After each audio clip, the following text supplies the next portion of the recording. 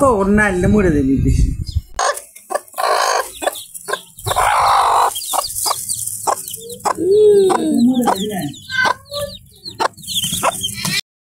আসসালামু আলাইকুম, আমি হ্যাপি বগুড়া থেকে বলছি।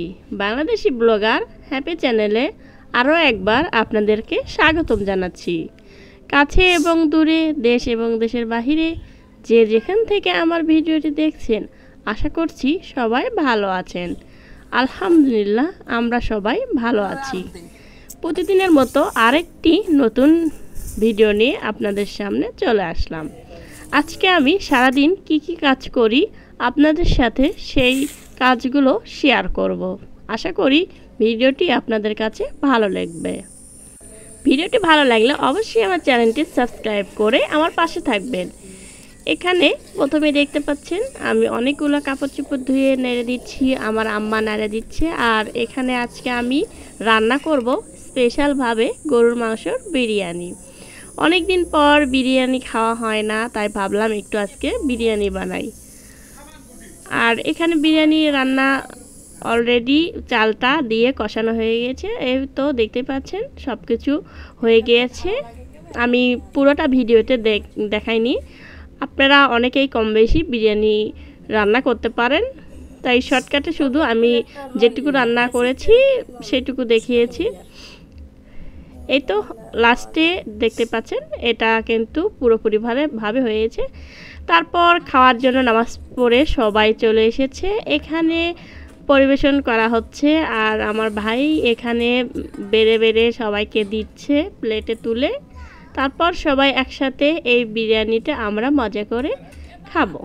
তো বিরিয়ানিটা এত মজা হয়েছে আপনাদেরকে কি বলবো। আপনারা যদি এই রান্নাটা খেতে পারতেন তাহলে বুঝতে পারতেন যে কি রকম স্বাদ হয়েছে। এই তো সবাই মিলে খাচ্ছি, তো দেখতে থাকুন তাহলে ভিডিওটা। খাওয়া শেষ করে আবারও আপনাদের সাথে কথা বলবো।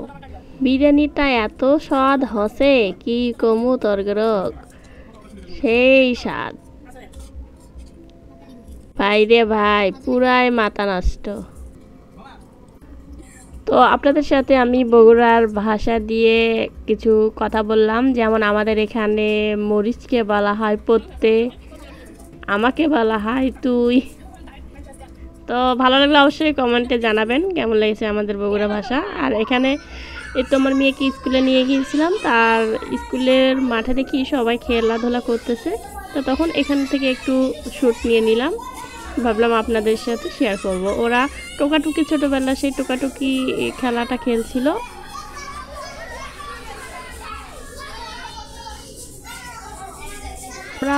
আমরাও এই ছোটোবেলায় আগে এই রকম কত ধরনের খেলায় না খেলেছি। এদের খেলা দেখে আসলে আমার ছোটোবেলার স্মৃতিগুলো মনে পড়ে গেল।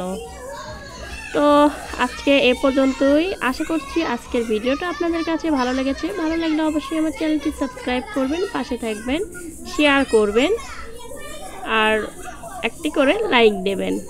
তারপর এখানে দেখতে পাবেন আমাদের ফুলটুসির বাচ্চা হয়েছে, অনেকগুলো বাচ্চা এখানে ফুটে বের হয়েছে।